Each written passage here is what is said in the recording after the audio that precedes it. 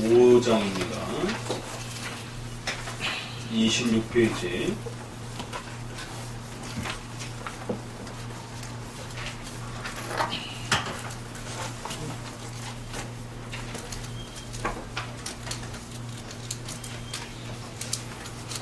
웨스민스터 신앙고백 1장 5항입니다. 26페이지. 본문을 한 목소리로 같이 읽어봅니다. 우리는 교회의 증언에 감동되거나 감화되어 성경을 최고로 또는 거룩히 존중할 수 있다. 그리고 내용의 신성함, 교리의 유효성, 문체의 잔혹성, 모든 부분의 통일성, 모든 영광을 하나님께 돌리는 전체의 목적, 인간 구원의 유일한 방법에 대한 충분한 지식, 비교할 수 없는 탐욕성, 성경의 전체적 완전성 등 성경이 하나님의 말씀이라는 것을 충분히 자정하는 증거들이다. 그럼에도 성경의 무한 진리와 신적 권위에 대한 충분한 납득과 확신은 내 마음속에서 말씀에 의해 말씀과 함께 증거하시는 성령의 대적 사이에서 묻는 것이다.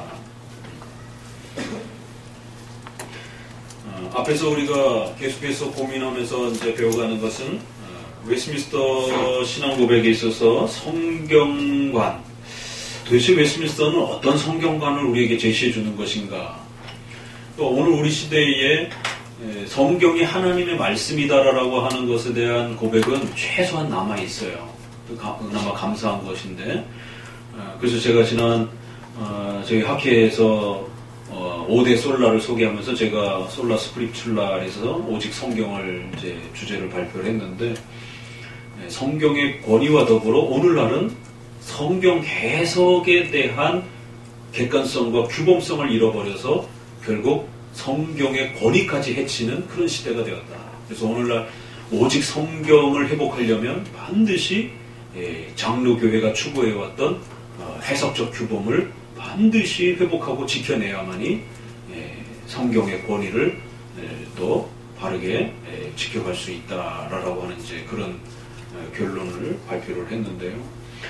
그 얘기는 오늘날 성경을 많이 이야기하고 있지만 목사님마다 성도들마다 제각기 성경의 권위와 영감성에 대한 부분들의 해석과 자기 나름대로의 적용이 다 달라요. 그러다 보니까 우리 기독교가 이 성경에 대해서 가지고 있는 태도와 자세들, 또 실천적인 그 사용의 방법론에 있어서까지 이게 일치성이 이루어지지 않다 보니까 말로는 성경을 하나님의 말씀이다라고 고백을 하는데 실천적으로는 성경을 무시하는, 그리고 또 한편으로는 극단적으로 성경을 문자적으로 강조하는, 이게 어떻게 보면 우리 장로교보다도 여호와 증인들이라든가 세대주의자들이 훨씬 더 성경을 존중하는 것처럼 보입니다. 그들은 요한계시록에서 우리가 본 것처럼 14만 4천 명, 그냥 문자 그대로 14만 4천 명만 천국 가는 거죠. 그러니까 가톨릭에서도 나머지 신자들은 어떻게 하는가? 그러니까 이제 연옥교리가 나오게 되는 이런 배경이 되는 거고, 1등 신자, 2등 신자라고 하는 이제 이런 형태가 나오는 거고, 나머지 신자들은 7년 동안 환란을 거쳐야 된다라고 하는 이제 이러한 지나친 연단 사상들이 나오게 되는. 그러니까 그 표현 하나하나를 아주 극단적으로 존중하는 것처럼 이렇게 행동한단 말이에요. 그래서 지금 새 예루살렘에 대한 천국의 메시지도 영토적이고 국가적인 지금 이스라엘 그 국제 정세의 한 복판에 서 있는 바로 그 이스라엘의 중심인 예루살렘이 천국이 되어지고 거기가 궁극적인 마지막 그리스도의 재림의 땅이라고 하는 그 새 예루살렘을 문자 그대로 천국의 마지막 종말에 그리스도의 재림의 장소로 그렇게 존중하는 거예요. 그러니까 그 땅을 차지하기 위해서 전쟁을 불사하고라도 그 땅을 유지해야 되는 겁니다. 그러니까 어떻게 보면 제3자가 보면 세대주의나 여호와 증인들이라든가 한국의 많은 종말론 이단들은 거의 다 세대주의 영향을 받은 이단들이에요. 성경을 문자적으로 극단적으로 강조하는 파들이에요. 그러니까 성경을 훨씬 더 그들이 존중하는 것 같습니다. 근데 장로교는 성경에 없는 것 같은 그런 교리들을 웨스민스터라고 하는 이러한 그 신앙 고백에다가 간추려 놓고 그 교리를 기준으로 해서 성경을 해석하고 그 교리를 기준으로 해서 자신의 신앙 고백을 끌고 가요. 고백을 합니다. 그러니까 제3자 입장에서는 장로교인들은 성경을 그렇게 존중하지 않는 것처럼 보입니다. 이게 참 묘한 뉘앙스예요. 그래서 우리가 제일 헷갈리는 말이 좋은 말인데 제일 나쁘게 쓰여지고 남용되는 말이 성경적으로 하자. 그렇게 해놓고 자기 마음대로 다 해요. 성경대로 합시다. 그럼 어떻게 하는 게 성경대로 하는 것입니까? 라고 할 때는 답이 여러 가지인 거예요.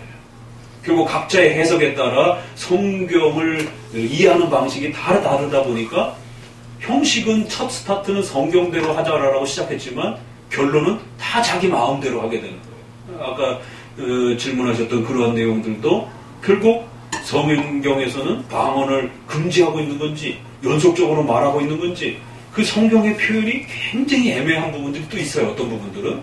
그럼 그것을 결국 목회자들이 해석을 통해서 어떤 결론을 이루게 되는데 결국 우리 장로교에서 나름대로 이루게 된 결론들이 있단 말이에요. 근데 어떤 분들은 또 그걸 인정하지 않고 자기 나름대로의 어떤 해석을 더 추구하는. 그러니까 성경대로 하긴 하는데 결론은 자기 마음대로 하게 되는. 그래서 이 위험성을 극복하지 않으면 결국 우리가 손에 들고 있는 기록 성경이라고 하는 이 기록 성경이 하나님의 말씀이다라고 하는, 그러니까 이제는 우리는 기록 성경을 따라서 살아가야 된다라고 하는 이 기독교의 원리가 근원적으로 무너져 버린 겁니다. 그러니까 장로교 신앙으로 호기심을 갖고 들어왔던 분들도 그래서 지금 한 5년 정도 견디셨으면 많이 견디신 거예요. 보통 3년 차 안에 다 무너집니다. 재미가 없어가지고. 처음에는 호기심을 가지고 접근을 하는데, 이제, 우리, 이제, 어르신분들은 정말 많이 도와드려야 돼요. 왜냐면 이제 옛날 신앙의 이러한 그 패턴들이 여전히 계셔가지고, 그 신앙과 장로교가 성경 중심으로 이렇게 신앙생활하는 이 차이점들이 잘 구분도 안 되고, 또 성경의 이러한 그 충만함들이 자기 안에 이렇게 잘 들어오지도 않고 이러다 보니까, 옛날에 감성적으로 이렇게 했던 신앙들이 훨씬 더 이렇게 뜨거웠고 종교적인 어떤 즐거움을 줍니다. 인간은 종교적 존재이기 때문에 불교를 통해서 또 희열을 느끼고 이런 외적인 종교 생활들을 통해서도 얼마든지 희열을 느껴요. 진정한 희열이 아니라서 그 문제가 되는 거지. 그러니까 어르신분들은 많이 도와드려야 돼요. 그런 면에서. 그러니까 옛 신앙과 새로운 신앙에 대한 이 교차감에 대한 부분들을 적응하기까지 많은 시간들이 걸린다라는 거예요. 근데 그 가장 대표적인 게 바로 이 성경을 대하는 태도에서 발생이 됩니다. 그러니까 장로교의 가장 큰 특징은 성경을 중심으로 해서 성경대로 살아가는 패턴을 갖고 있어요. 근데 일반 교회들도 다 성경대로 한다라고 그렇게 하지만 그 해석의 내용에 있어서 주관성이 지나치게 일어나면서 해석의 객관성을 갖지 못하다 보니까 결국 성경은 손에 들고 있음에도 자기 마음대로 신앙생활을 끌고 가게 되는 이제 이런 일이 벌어지게 되는 것이죠. 그 웨스민스터는 첫 번째, 하나님이 인간에게 하나님의 자신을 알리시던 계시의 역사가 있다라는 거예요. 근데 그 계시의 역사가 구약으로서도 끝나기도 하고 신약으로서도 끝나면서 그것이 기록이라고 하는 하나의 기록 문서로 이제 남겨졌다라는 거예요. 그걸 우리가 통상 성경이라고 이렇게 표현한다라는 거예요. 그래서 하나님의 계시가 기록으로 성경 형태로 이제 남겨졌다라는 것. 그래서 직접적으로 계시하던 그 모든 기독교의 방식들이 중단되었다라는 겁니다. 그러니까 이거 하나만 해도 엄청난 혼란이 일어나는 거예요. 분명히 성경에는 음성으로 역사하던 시대가 있어요. 꿈을 통해서 역사하던 시대가 있어요. 그런데 왜 오늘날은 그러면 꿈이라든가 환상이라든가 이런 걸 통해서 하나님의 뜻을 분별을 못하는가? 그걸 왜 자꾸 틀렸다고 그러는가? 분명히 성경에 있는데. 그러니까 순복음교회라든가 이런 데서는 봐라, 선지자들이 또 이런 데서 다 음성 듣고 움직이지 않느냐. 그러니까 성경대로 우리도 음성 듣고 움직여야 된다. 이제 5항은 이 문자로 된 성경을 도대체 어떻게 우리가 하나님의 뜻을 분별하는 살아있는 생동감 있는 생생한 하나님의 음성으로 우리가 이걸 어떻게 끌어내고 적용하면서 그렇게 살아가는가. 이건 성경은 분명히 종이 위에 기록된 문자예요. 그럼 이 문자를 씹어먹을 수도 없고 이걸 뭐 머릿속에다 어떻게 집어넣습니까? 그러니까 장로교는 이 문자로 기록된 성경을 사랑하고 이 성경을 사모하면서 그 성경을 중심으로 하나님을 만나고 신앙생활하는 패턴을 갖고 있습니다. 이걸 중심으로 삼는 거예요. 근데 이게 문자로 기록되어 있다 보니까 어르신들은 일단 읽는데 힘들어요. 눈도 침침하고 이게 잘 안 읽혀지고 또 글자의 내용들이 많은 내용들이 어렵고 이러다 보니까 읽기도 불편하고 이게 뭔 내용인지도 잘 모르겠고 그러니까 그저 어떤 종교 체험이라든가 어떤 종교 현상들을 경험하는 것이 또 빠른 템포를 가지고 이렇게 막 찬양하고 이러는 것이 훨씬 더 이렇게 심장을 두근거리게 하면서 어떤 종교적인 어떤 희열을 누릴 수 있는 그런 감성적인 부분이 확 와닿습니다. 그러니까 이제 이런 시편 찬송도 사실은 이제 어르신분들한테는 굉장히 힘든 거예요. 불러 하면서 이렇게 막 그 심장 박동을 빠르게 했던 그러면서 박수를 이렇게 동원하면 심장 박동이 빨라지면서 어떤 이런 노래방에서 이렇게 막 소리를 지르면 카타르시스가 느껴지는 것처럼 사람은 노래를 이렇게 시컷 부르면 속이 후련해집니다. 그걸 하나님의 은혜로 착각을 하는 거예요. 그러니까 하나님을 찬양하는 진정한 찬양을 했을 때 거기서 하나님이 주신 은혜가 있는데 그 은혜를 모르고 가사도 엉망이고 이 곡조도 엉망이고 신학적인 내용도 안 맞고 그러니까 하나님이 원하지 않는 찬양을 하면서 속이 시원하다라는 거예요. 이걸 뭘로 이걸 뭘로 설명할 거냐라는 거예요. 이건 종교성으로 즐거워하는 겁니다. 그 시편 찬송은 마지막 불렀던 찬송 중에도 하나님 우리를 택하셔서 우리를 그렇게 인도하셨고 구원. 이 시편에 이렇게 예정과 선택에 대한 이런 고백들이 나와요. 얼마나 소중합니까? 예정에 대한 고백을 우리가 찬양으로 부를 수 있다라는 게. 근데 우리 찬송가는 예정과 선택에 대한 그 표현이 거의 없습니다. 왜냐하면 감리교하고 연합하면서 찬송가를 만든 거기 때문에 감리교는 예정론을 싫어한단 말이에요. 그러니까 기껏 설교는 장로교로 들어놓고 찬송은 감리교식으로 부르게 되는. 장로교 찬송은 앞에 몇 개밖에 없어요. 점잖은 거룩 뭐 이런 식의 점잖은 찬양 앞부분에 100페이지 아래쪽에 있는 몇 개밖에 없고 나머지는 전부 다 순복음식과 감리교식으로 이렇게 성도들이 간증 체험해가지고 이렇게 작사를 하다 보니까 신학적인 어떤 그런 내용들도 거의 없고 재미가 없는 거예요. 한마디로 성경을 중심으로 해서 하는 신앙은 재미가 없어요. 그러니까 호기심을 갖고 처음에 오셨다가도 한 3년 보니까 뭐 개혁교도 별반 없구나 이건 재미없다 이러면서 다시 옛 신앙으로 이렇게 돌아가 버리는 거예요. 그러니까 그럴 때에 목회자들이 갈등을 하게 되는 거예요. 그래서 중간에 좀 뜨거운 것을 이렇게 가미하는 성경론 같은 그런 좀 방언도 좀 하고 찬양도 좀 이렇게 CCM이라든가 이런 걸 해서 좀 템포도 좀 빠르고 이런 부분들을 좀 이렇게 시편 찬송보다는 시편 찬송 불러서는 은혜가 안 된다고 생각을 하는 거지. 그럼 우리 선조들은 도대체 시편 찬송을 부르면서 어떻게 은혜를 누렸느냐 말이에요. 시편 찬송이 있던 시절이 훨씬 많았지 없던 시절이 많지는 않았어요. 1000년 이상을 시편 찬송을 불렀으니까 이런 최근에 나온 이런 찬송들은 몇백 년 안 됩니다. 우리는 지금 그걸 늘 불렀으니까 자연스럽게 생각하지만 인류 역사를 보게 되면 이런 그 화성 음악의 이러한 그 찬양들은 그렇게 오래되지 않았어요.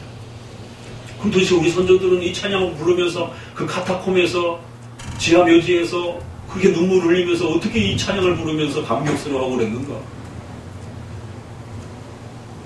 도대체 이 성경을 읽고 성경의 이 말씀을 설교를 통해서 들으면서 어떻게 눈물을 흘리고 감격스러워하는가? 이게 이제 이 부분에 대한 해결을 하셔야 됩니다. 그래야 장로교 신앙이 얼마나 위대하고 멋있는지에 대한 그 깊이로 들어오게 되는 거예요. 그래서 이제 5장에 그걸 해결하기 위해서 장로교 신앙은 반드시 성경이라고 하는 기록 성경으로 모든 걸 만족하는 거예요. 이것 외에 덧붙이거나 이것 외에 어떤 걸 포장하지 않는 거예요. 그래서 자꾸 뭔가를 그걸 이렇게 다른 걸로 해석하려고 하지 않아요. 장로교는 성경 공부하고 강의 설교해주고 그걸 교리적으로 정리한 소유리 문답을 열심히 가르쳐가는 겁니다. 그게 전부 다라고 생각을 하는 거예요. 근데 실제로 해보면 성도들이 재미없어 하다 보니까 자꾸 다른 걸로 이제 이렇게 조금 마음을 풀어주려고 해요. 성도의 교제를 어떻게 해야 됩니까? 우리 신앙 고백의 성도가 서로 교통하는 것과 거룩한 공교회를 믿사오며 성도가 서로 교통하는 것과, 근데 교회의 성도의 교제를 만들기 위해서 엄청난 노력들을 합니다. 그래서 야외도 가보기도 하고 뭐 레크레이션을 하기도 하고, 저희도 이제 1월 달에는 오후에 윷놀이를 한번 합니다. 다른 건 안 해도 성도들하고 윷놀이를 한번 해요. 신년 초에 다른 건 안 해도 주일 오전 시간에 예배드리고, 제가 전체 성도들을 1년에 한 번씩 이렇게 안수 기도를 좀 해주고 싶어서 이렇게 한 번 정도는 오전 예배 끝나고 안수 기도를 합니다.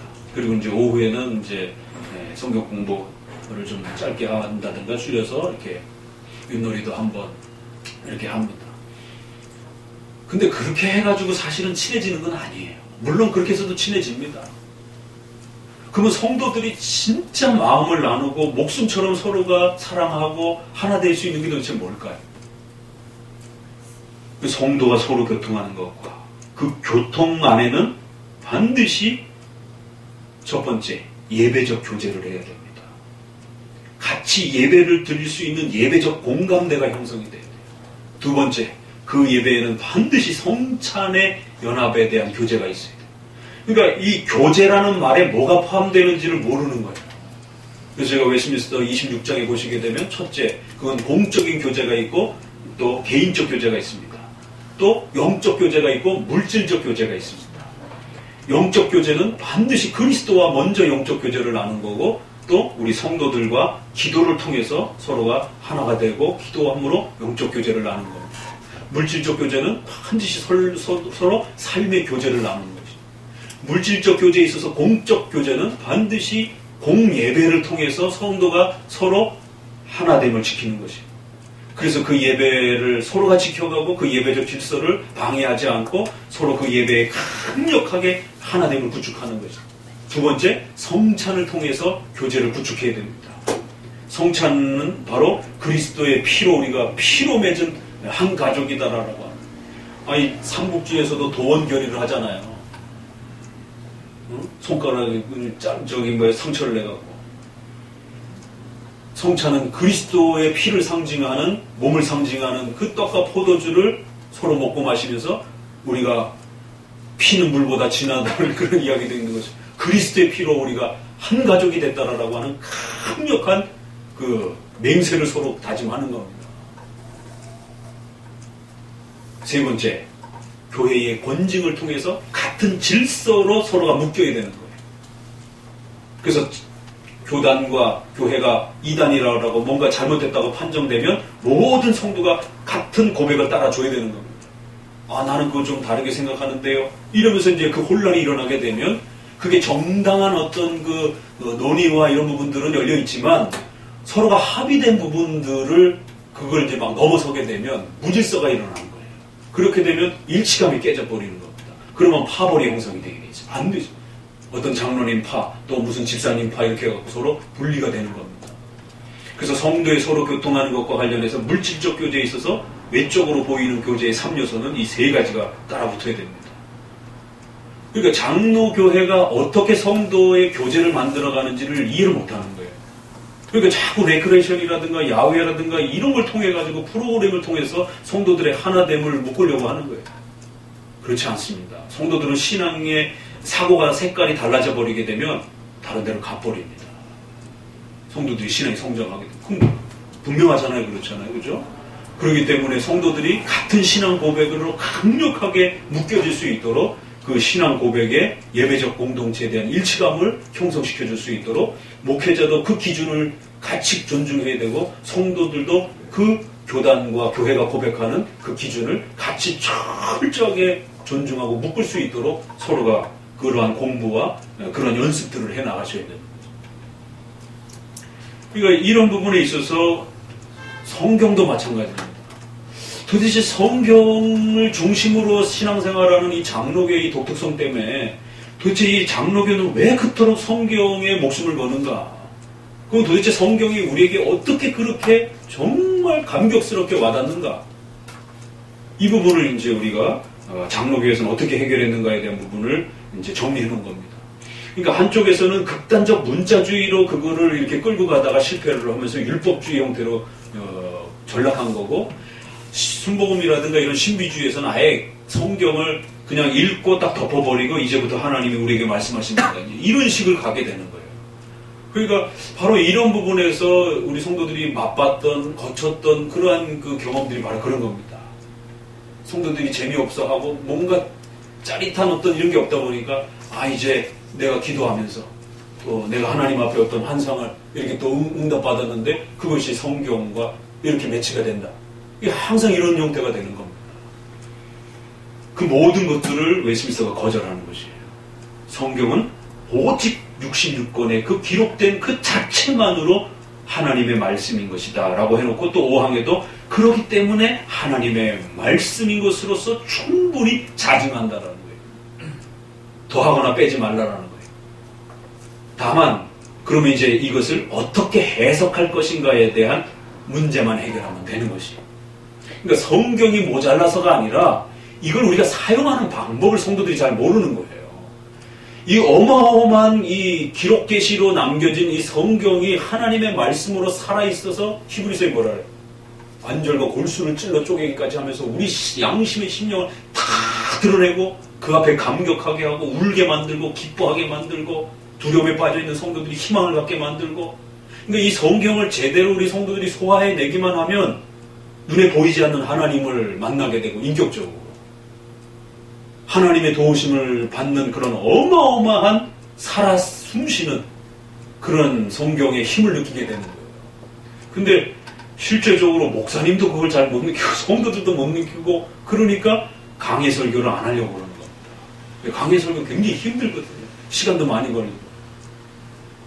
차라리 그 시간에 막 뭔가를 좀 이렇게 채찍과 당근으로 성도들의 마음을 이렇게 감동시킬 수 있는 뭔가를 이렇게 하기를 원하지, 차근차근히 성경을 이해시켜가는 게 무지하게 힘들어요.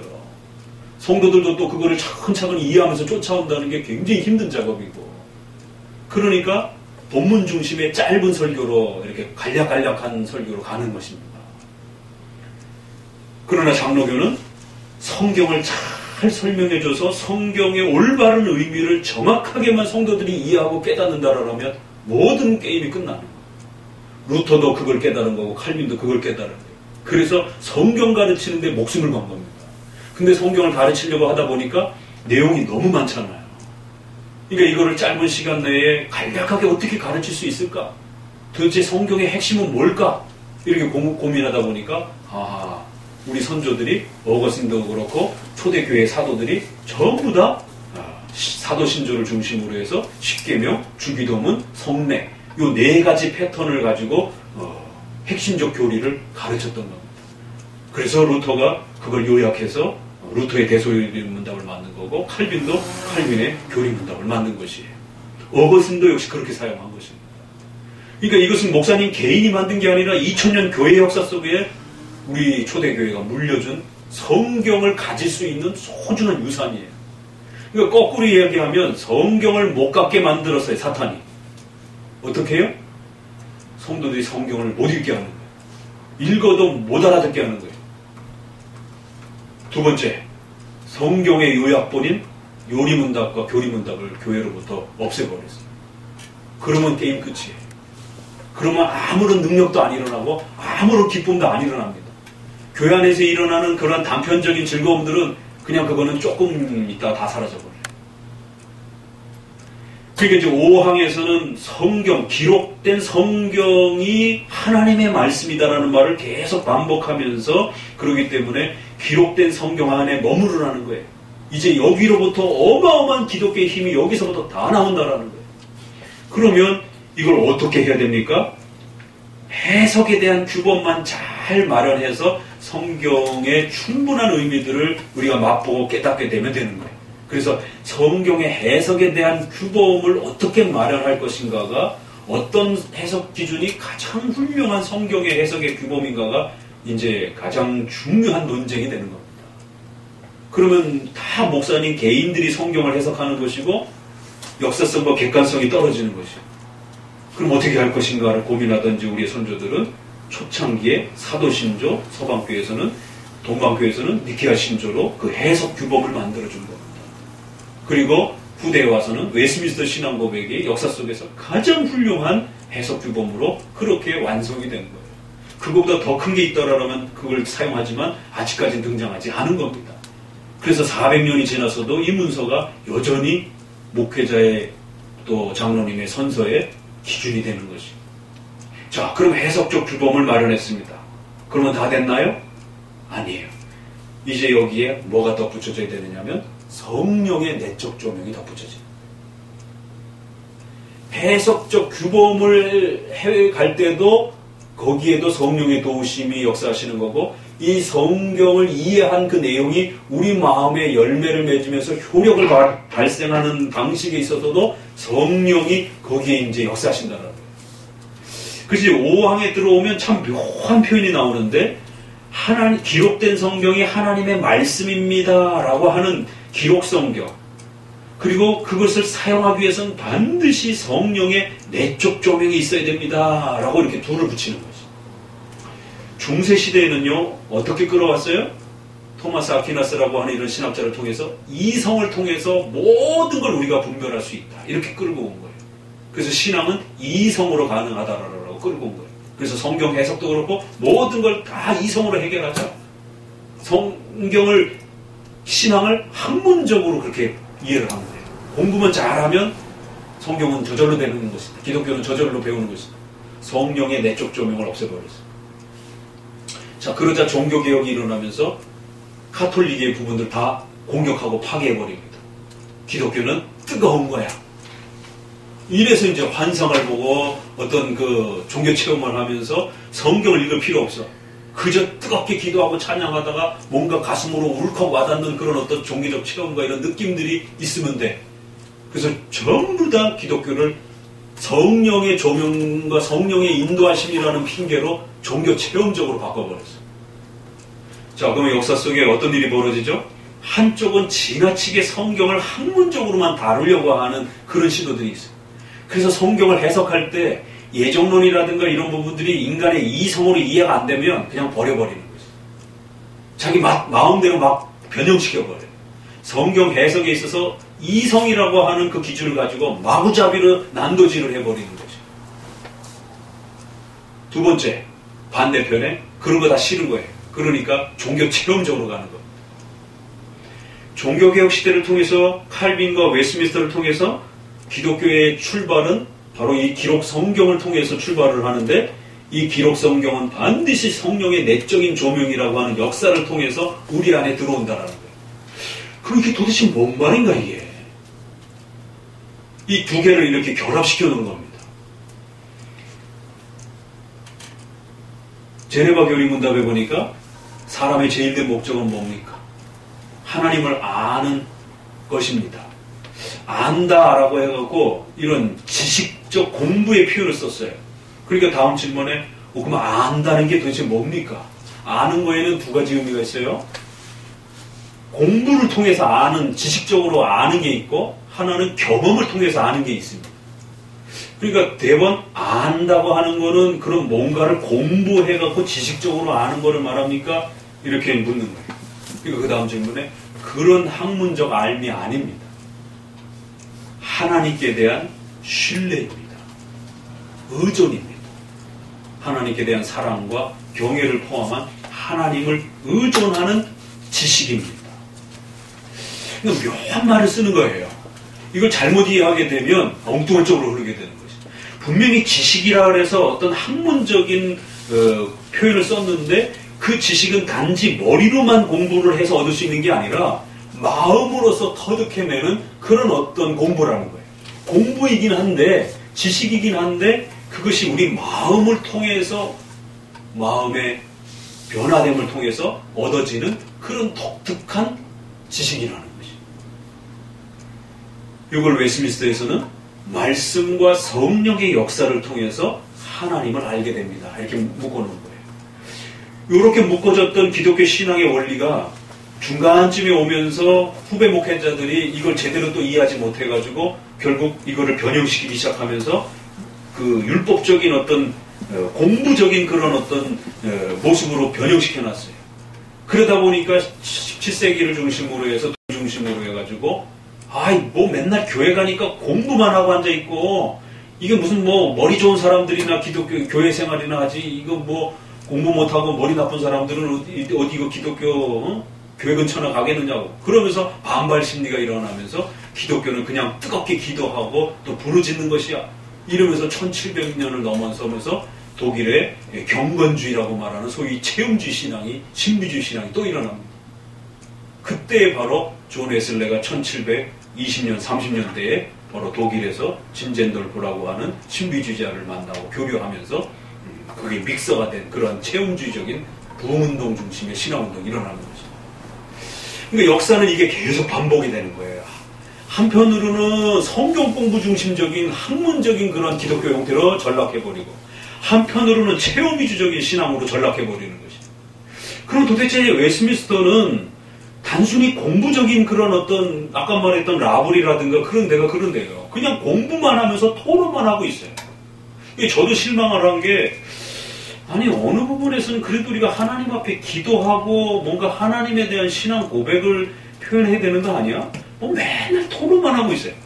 일주일을 세미나를 참석했는데 일주일 내내 토론해요. 앉아가지고 밥 먹고 토론하는 거예요. 기도하는 시간도 없어요.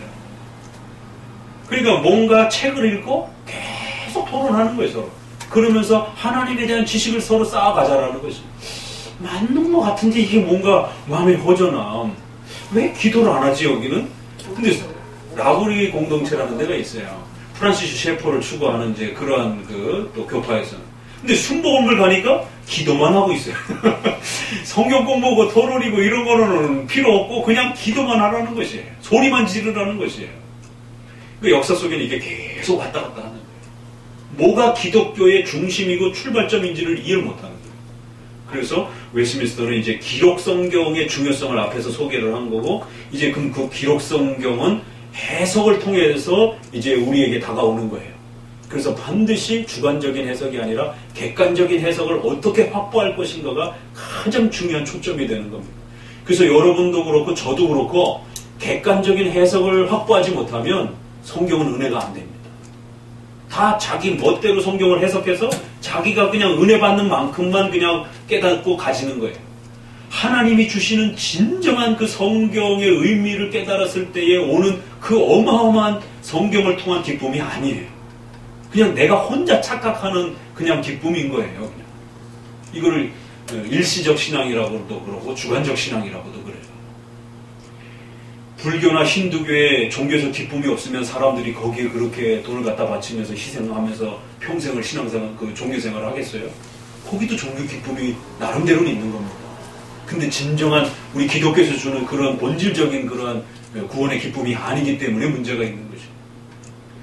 그럼 도대체 성경을 우리가 어떻게 그렇게 감격스럽게 기뻐할 수 있는 것인가? 히브리서 4장에 있는 말씀처럼. 바로 그건 첫 번째 해석적 규범을 마련해야 하셔야 되고 자기 마음대로 해석할 때는 하나님의 역사가 일어나지 않는 거예요. 하나님이 가르쳐 주려고 했던 그 의미 그대로 성경의 의미가 우리에게 드러나고 그것이 우리에게 들어왔을 때 하나님의 역사가 일어나는 거예요. 왜? 그건 하나님의 말씀이니까. 이걸 착각하면 안 됩니다. 자기 마음대로 해석해놓고 성경이 이제 역사하겠지? 역사하지 않습니다. 아무리 성경 공부해보세요. 아무런 역사도 일어나지 않아요. 그래서 성만찬을 성경의 의미대로 영적 임재서를 정확하게 깨달아야만이 성찬의 그 어마어마한 신비로움과 은혜로움이 우리 안에 들어오는 거예요. 성찬을 성경적인 바른 의미로 깨닫지 않고 성찬에 참여하니까 아무런 의미가 없는 거예요. 뭐 맨날 참여해도 똑같고. 그러니까 점점 성찬을 등한시하게 되는 거예요. 재미없고 시간만 지체가 되고 차라리 그 시간에 찬양이나 훨씬 더 부르는 게 낫고. 그거는 성찬이 능력이 없어서가 아니라 성찬의 의미가 제대로 우리 안에 해석되어지고 깨달아지지 않았기 때문입니다. 그래서 웨스민스터에서 오늘 읽으면서 봤죠? 단어 하나하나가 그렇게 중요한 겁니다. 그리스도께서 제정하셨고 떡과 포도주를 사용하는 것이고 물질적으로 육체적으로가 아니라 믿음으로 영적으로 참여하는 것입니다. 왜 이런 부사를 쓰냔 말이에요. 그 부사 하나하나에 신학이 농축되어 있는 겁니다. 그래서 절대로 우리는 진짜로 참으로 예수님을 성찬에서 만난다고는 표현하지만 믿음으로 영적으로 만난다라고 표현하는 겁니다. 가톨릭도 진짜로 참으로 예수님을 만난다라고 말해요. 근데 그들은 어떻게? 여기서 물질이 진짜 예수님이 된 그런 방식으로. 그러나 우리는 저기서 저 우주 공간에 계신 그리스도의 인성에게로 우리가 저기로 가서 진짜로 참으로 그리스도를 영적으로 만나는 것이. 그래서 영적으로라는 말이 나오는 거고, 이쪽에는 진짜로 실체적으로 또 본질적으로 떡과 포도주가 진짜로 그리스도의 몸으로 본질적으로 바뀌어서 진짜 그리스도의 살을 먹고 뜯어 먹는다라는 거죠. 이게 아주 비슷한 것 같아요. 진짜로 참으로까지 비슷해요. 그러나 우리는 영적으로, 여기는 물질적으로, 본질적으로 그리스도를 떡으로 해서 먹는다라고 이렇게 말을 하는 거죠. 그러나 우리는 저기로 가서 그리스도와 만나는 거예요. 그래서 이제 칼빈의 성찬 그 순서에 보게 되면 주루슨 코르다 이렇게 해서 성도 여러분, 이제 여러분의 모든 마음을 하늘을 향하여 마음을 들어 올리십시오. 이런 순서도 있었어요. 왜? 성도들이 자꾸 그 떡과 포도주를 바라보면서 떡만 생각하고 있는 거예요. 그래서 그런 거를 좀 이렇게 해결하고자 순서 속에서 성도 여러분, 떡과 포도주를 우리가 손에 들고 있지만 이 떡과 포도주만 바라보지 마시고 이제 믿음으로 이제 우리 저곳에 계신 그리스도를 향하여 우리의 마음을 올리고 우리 마음을 향합시다. 그러니까 성찬에서의 그 진정한 의미들을 이렇게 하나씩 하나씩 바르게 깨달아서 영적 임재설이라고 하는 이 성찬을 바르게 깨닫게 되면 성찬이 왜 우리의 신앙을 강화시켜주는 어마어마한 은혜의 수단이 되는지를 성도들이 감격스러워하면서 그게 성도의 권징에 있어서 가장 무서운 벌이 됩니다. 출교 다음에 가장 무서운 벌은 성찬 금지입니다. 그러니까 교회의 권징은 수갑을 채울 수 있는 게 아니기 때문에 영적 권징이라 처음에는 목사님의 개인적 권면을 통해서 야단치고 훈계하고 그러지만 벌을 줄 수가 없어요. 뭘로 벌을 줍니까? 벌금을 매길 거예요? 뭐 어떻게 할 거예요? 수갑을 채울 거예요? 성도들이 누릴 수 있는 가장 큰 행복은 바로 그리스도를 만나는 이 성찬의 이 교제이기 때문에 그거를 차단시켜버리는 거죠. 그러면 이 성찬이 성도에게 얼마나 감격스러운 것인지를 못 깨달으면 이거 금지되나 안 되나 별 의미가 없어요. 그렇지 않아도 안 오는데 뭐하러 성찬이 중지가 그게 벌이 됩니까? 아무런 의미도 없는 거죠. 그 성도에게. 그러니까 이런 부분들이 결국 교회론으로 또 연결되어지지 않는 겁니다. 결국에는. 성경론으로부터 교회론까지도 연결이 안 되는 것이죠. 자, 그럼 5항에서는 어떤 결론을 내리고 있느냐면 성령의 내적 조명과 성경의 객관적 해석이라고 하는 이 두 가지가 이렇게 함께 겹치는 겁니다. 그러면 성령의 역사는 순복음 시기에 그런 역사가 아니라는 겁니다. 성경을 떼어버리고 자기 주관적으로 체험하는 성령의 역사가 아니에요. 그러면 또 반대로 로마 카톨릭이나 자유주의자들처럼 그냥 성경을 이성적으로 토론하고 공부하고 자기 주관적으로 성경을 마음껏 해석하면 되는 그런 것도 아니에요.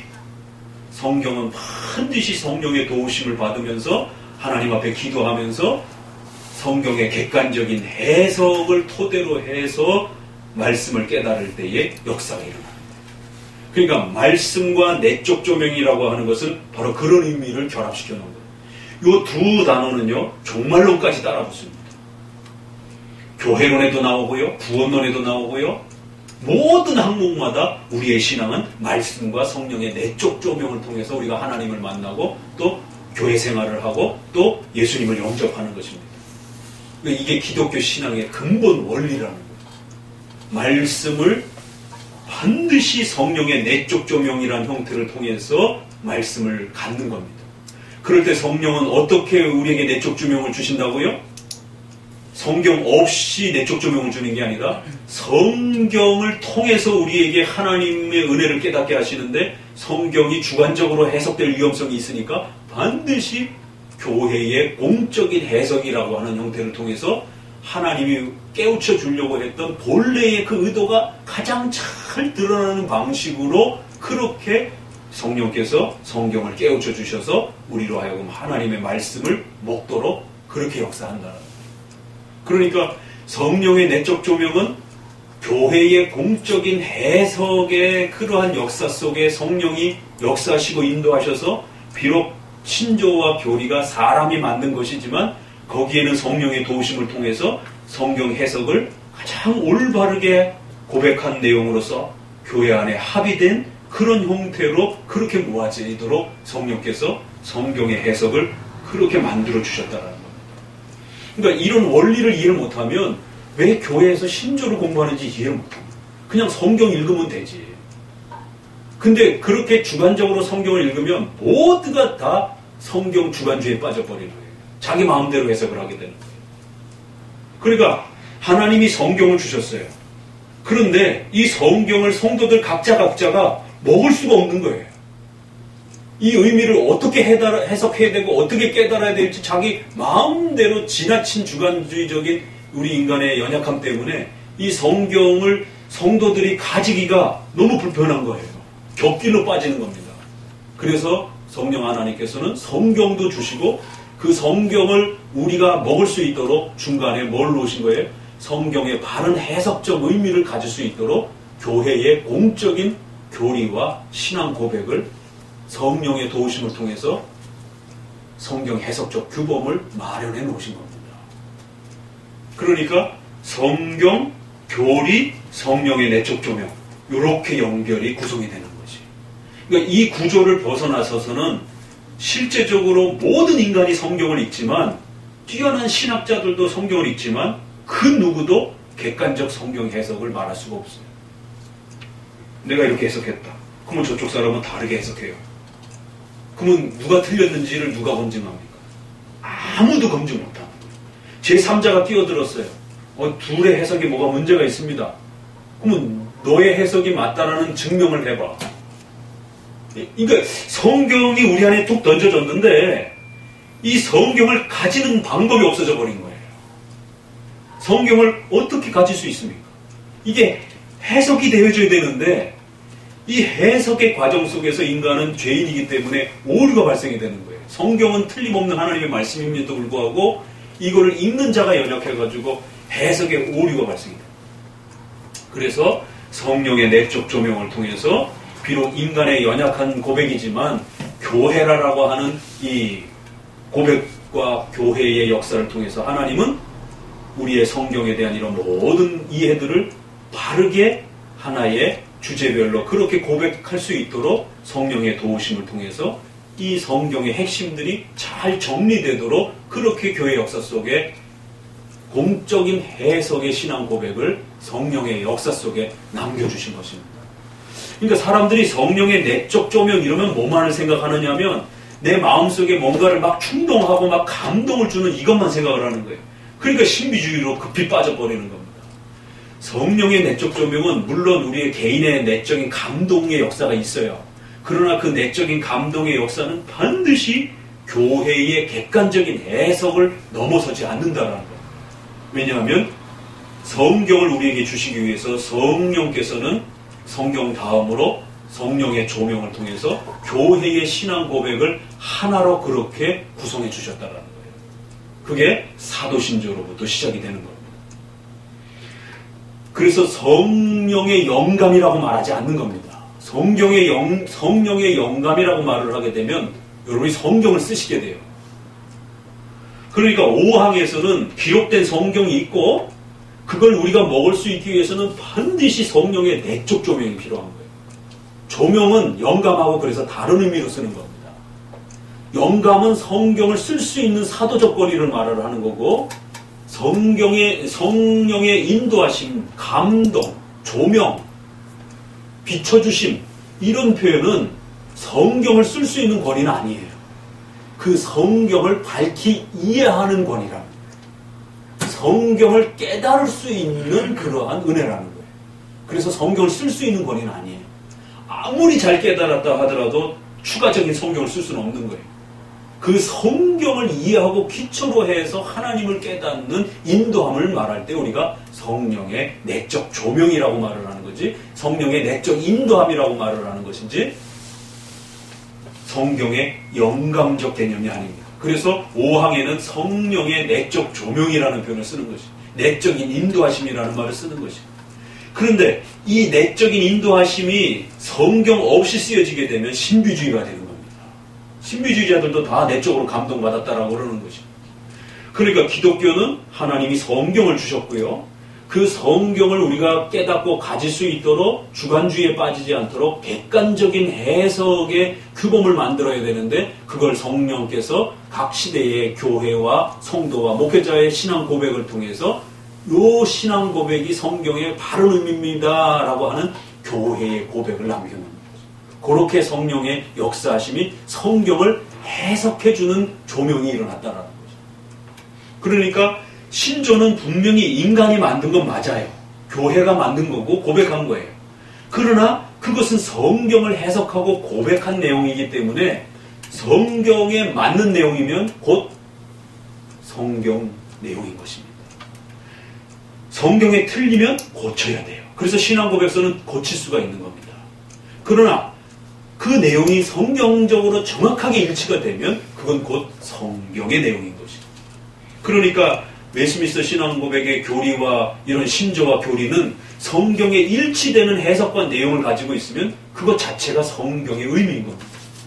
틀리다라면 얼마든지 교회의 합의들을 통해서 고치면 되는 것입니다. 아직 안 고쳐졌으면 그 웨스민스터의 신앙 고백의 내용은 성경 그대로로 우리가 받고 그 해석의 규범을 따라서 우리가 성경 해석을 하면 성령의 하나님의 역사가 일어나는 것입니다.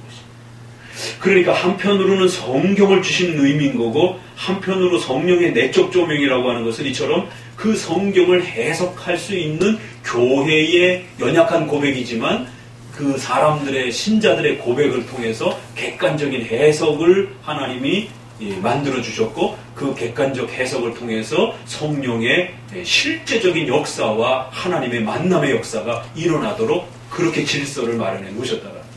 이 질서를 어기게 되면 그 어떤 사람도 아무런 하나님의 역사가 일어나지 않는다라는 거죠. 왜? 성경도 주신 분이 하나님이요, 신앙 고백의 질서를 만드신 분도 성령 하나님이기 때문에 이 원리를 모르니까 성경이 재미가 없는 거예요. 그러니까 그 얘기는 곧 성경을 가지세요. 그 성경을 가지시기 위해서는 교회가 고백한 사도신조와 웨스민스터라고 하는 신앙 고백의 해석의 규범을 가지시고 성경을 충분히 해석하고 깨달으시라는 거예요. 그러면 인격적 하나님의 역사가, 성령의 역사가 일어나면서 놀라운 하나님과의 함께 동행하심에 대한 어마어마한 역사가 일어난다라는 거예요. 이 5항을 이렇게 깨닫는 분이 없어요. 그냥 내적 조명 그러면 그냥 내적인 그냥 하나님의 무슨 초자연적인 어떤 또 다른 경험과 인도하심인 것처럼만 자꾸 이해를 하는 거예요. 그래가지고 자꾸 웨스민스터 읽으면서도 신비주의적으로 그렇게 방언이라든가 어떤 이런 특별한 어떤 성령의 어떤 경험을 해야 된다라고 이렇게 들어가는 거죠. 성령의 내적 조명이라는 것을 왜 5항에다가 집어넣는가. 그래서 모든 범위를 끌고 갈 때마다 말씀과 성령의 내적 조명이라는 이런 표현을 쓰고, 그래서 여기에도 보세요. 그 부분에 우리 마음속에 말씀에 의해서 말씀과 함께 증거하시는 성령의 내적 사역에서 옵니다. 이 성경의 무한 신적 거리와 충분한 납득과 감격스러운 이 어마어마한 감동이 도대체 어떻게 우리에게 옵니까? 성령이 역사하시면 된다라는 거예요. 근데 성령이 어떻게 역사하신다고요?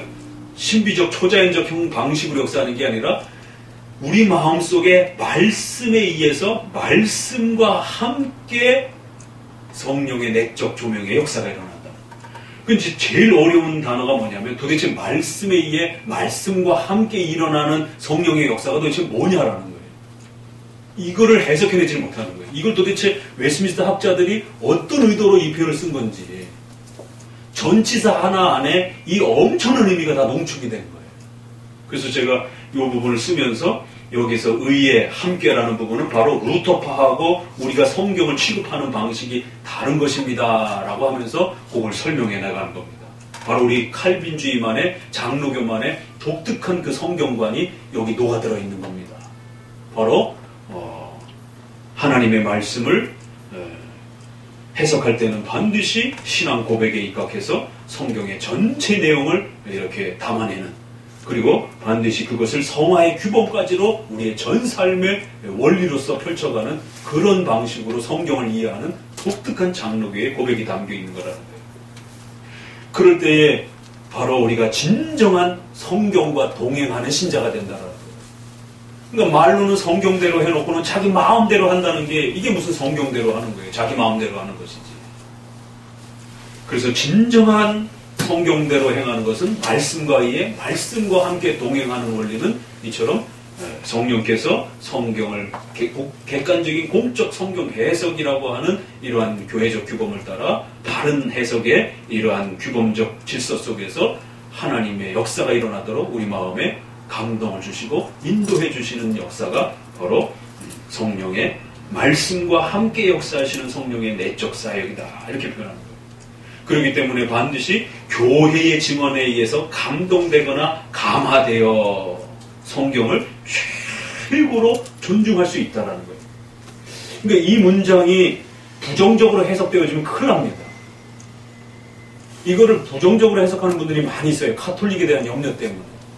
그러나 이거는 긍정 문장이에요. 교회의 고백과 질서를 통해서 성경에 대한 바른 해석과 질서가 그렇게 마련되어질 수 있다는 거예요. 그리고 성경 그 자체의 신성함과 성경이 말하고 있는 그 교리의 훌륭함, 문장의 장엄함, 또 모든 부분이 일치되어지는 이런 탁월함, 이런 부분들이 성경이 하나님의 말씀이다라고 하는 것에 대한 충분한 증거들이 된다라는 거죠. 그래서 교회의 증언에 의해서 감동되고 감화되는 게 뭐겠어요? 그건 바로 교회의 공적인 신앙 고백을 말하는 것이죠. 그런데 이러한 증거들이 있어도 결국 성령께서 우리 마음속에 인도해 주시고 우리 마음을 이끌어 가시는 그러한 은혜를 주시지 않으면 이러한 좋은 도움들도 다 무효가 되어버립니다. 그래서 일단 그 질서는 갖춰야 되는 겁니다. 외적인 객관적 신앙 고백의 질서를 갖추시고, 또 그러면 객관적 해석의 질서를 갖출 때 반드시 해석의 기준점들이 있다라는 거예요. 그건 뭐냐면 성경이 말하는 교리의 특성들을 이해하셔야 된다는 거예요. 그래서 여기서 교리라는 말을 썼습니다. 오늘날은 교리라는 말을 굉장히 싫어하는데 성경을 교리라고 이렇게 말하겠어요. 웨스민스터 신앙 고백이. 그래서 교리적 유효성, 그 다음에 성경 전체가 일치를 이루도록 해석하시라는 거죠. 그리고 모든 부분이 하나님께 영광을 돌리는 방식으로서 성경 전체가 그렇게 최종 목적으로서 해석되어지도록 그렇게 해석의 규범을 만들어야 된다는 거예요. 그러니까 교회가 해석적 규범을 만들 때도 마음대로 만들면 안 되고 적어도 요 정도의 그 방향성 속에서 마련하시라는 거예요. 이 5항에는 장로교회의 그런 엄청난 내용들이 농축돼 있어요. 그 한 구절을 이렇게 뒤져다 보면은. 그래서 성경을 해석할 때 루터파처럼 칭의론과 구원론에 맞춰서 성경 전체를 해석하지 마시고 성경 전체가 하나님께 영광을 돌리는 방식으로 그렇게 해석적 관점이 모아져서 신구약이 통일성을 이루면서 하나님이 어떤 분이신지가 드러나도록 그렇게 교회의 증언이 정리되어야 된다는 거죠. 이거 굉장히 놀라운 말입니다. 그렇기 때문에 성경을 보실 때 모세나 다윗에게 자꾸 거기에 개인의 윤리적 위대함의 마음을 빼앗겨서는 안 되는 겁니다. 그게 루터파가 이신칭의를 가르치면서 인간의 개인의 구원에 대한 그 위대함을 가르치면서 그런 이제 현상이 벌어지는 것이. 우리는 그렇게 보는 게 아니라 개인의 다윗의 탁월함이 뛰어나도 물론 뛰어난 분이에요. 그럼에도 불구하고 성경은 하나님을 가르쳐주는 계시의 책이에요. 그래서 아까 어떤 분이 이렇게 설교를 들어보니까 설교는 되어지는데 하나님이 어떤 분이신지 안 드러나더라. 그건 바로 이런 의미입니다. 인간이 뭘 어떻게 해서 열심히 하라는 이야기는 많이 하는데 그 성경을 통해서 하나님이 누구신지는 안 가르쳐주는 거예요. 모든 성경의 방향이 하나님께 영광을 돌리며 인간 개인의 구원에 맞춰져서는 안 되고 결국 궁극적으로 하나님이 누구시고 하나님의 그 영광이 어떻게 찬란하게 비춰지는지로 그렇게 결론이 맺어지도록 모든 성경 해석을 신론 중심적으로 그렇게 해석하라는 거예요. 이걸 대우리 문답에서는 창조주와 구원주로 이렇게 해석해 가셔야 됩니다. 기독교 강요가 창조주와 구원주로 이제 하나님을 소개하겠습니다. 웨스민스터 소유리 문답이 하나님을 영화롭게 하는 것과 구원을 통해서 즐거워하는 것으로 두 가지가 이렇게 결합이 되어야 되는 것입니다. 성경 해석에 대한 엄청난 그 방향성을 다 이렇게 마련해 준 겁니다. 그래서 다윗을 바라볼 때 다윗의 골리앗 사건도 다윗이 골리앗을 죽였다라고 하는 것에 초점을 맞추시는 게 아니라 그 어린 다윗을 왜 죽음에 처하는 그런 환경에 하나님이 두셨는지, 도대체 하나님의 뜻은 뭔지, 왜 그런 어린아이에게 그런 무리한 전쟁을 요구하시는 건지, 그 어린 나이에 왜 양들을 돌보면서 늑대와 곰과 싸우는 그런 엄청난 죽음을 넘나드는 그런 경험을 하게 하시는지, 도대체 하나님은 왜 어린 다윗에게 이런 엄청난 경험을 통해서 도대체 하나님은 누구시냐라는 거예요. 이 설교가 이렇게 가야 되는 겁니다.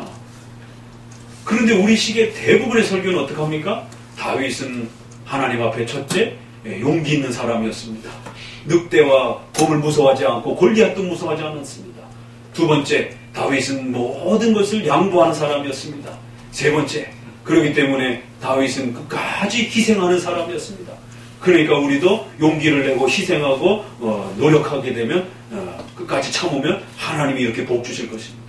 이게 전형적인 위인전기식에, 그래서 성도들이 다윗은 많이 깨달았어요.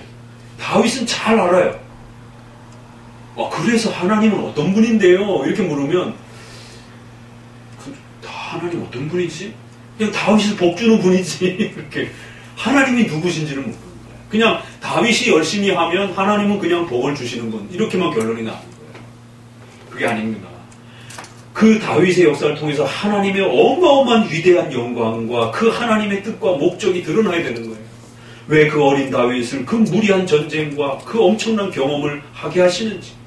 그럴 때에 아브넬이라든가 사울은 초대 왕국이 세워지던 전쟁에서 잔뼈가 굵은 사람들입니다. 먹고 자기를 전쟁에서 잡아먹고 했던 사람들이에요.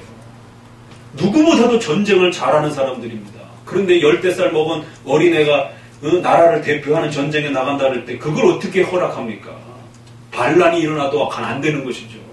왜? 그 전쟁에서 지면 자기네 처자식이 다 노예가 돼야 되는 그런 위기를 겪는 전쟁인데, 근데도 희한하게 아브넬부터 시작해서 그 모든 군대 장군들이 사울의 그 결정에 대해서 토시도 다지도 않고 침묵하고 움직이지 않고 받아들이는 거예요. 사울왕도 그 무리하고 우스갯스러운 그런 전투 장면을 그대로 다 수용을 하는 거예요. 그래서 걱정은 됐는지 갑옷은 입혀는 거예요. 그 쩔그렁거리면서 이게 안 맞으니까 다윗이 그것도 조차도 못 입겠다고 거절해버리는 거예요.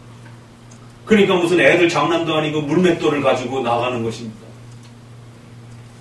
그 전쟁은 단순한 전쟁이 아니라 자기들의 처자식이 노예가 되느냐 안 되느냐에 대한 나라의 운명을 건 전쟁이랍니다.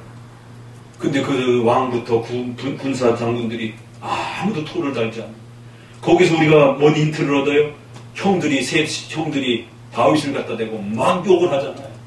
이 어린 것이 무슨 저기 얻어먹을 게 있나 해갖고 여기 왜 왔느냐라고 그러면서 집에나 빨리 가 이러면서 형들은 그걸 염려한 거예요. 이 전쟁이 지금 얼마나 위험한 전쟁인지 아느냐라고. 그러면 그런 일개 부하의 그 형들의 마음에도 전쟁에 대한 염려가 그렇게 있었으면 왕과 그 최고 참모들의 마음속에는 얼마나 더 걱정스러움이 있겠어요. 근데도 하나님이 그들의 마음을 다 막으신 거죠. 왜? 반드시 다윗이 그 전쟁에 나가야만 하기 때문에. 그러면 도대체 하나님은 왜 그렇게 하셨느냐고.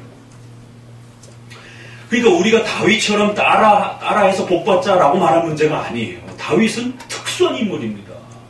구약에서 예수 그리스도를 대표하는 가장 출중한 인물이고, 또 아브라함의 언약이 다윗에 와서는 왕국, 그리스도의 나라라고 하는, 천국이라고 하는 왕국, 그리스도의 나라라고 하는 왕국 언약으로 넓혀지면서 초대 하나님의 나라를 대표하는 초대 왕국의 형태를 갖추는 그러한 독보적인 인물인 것이에요.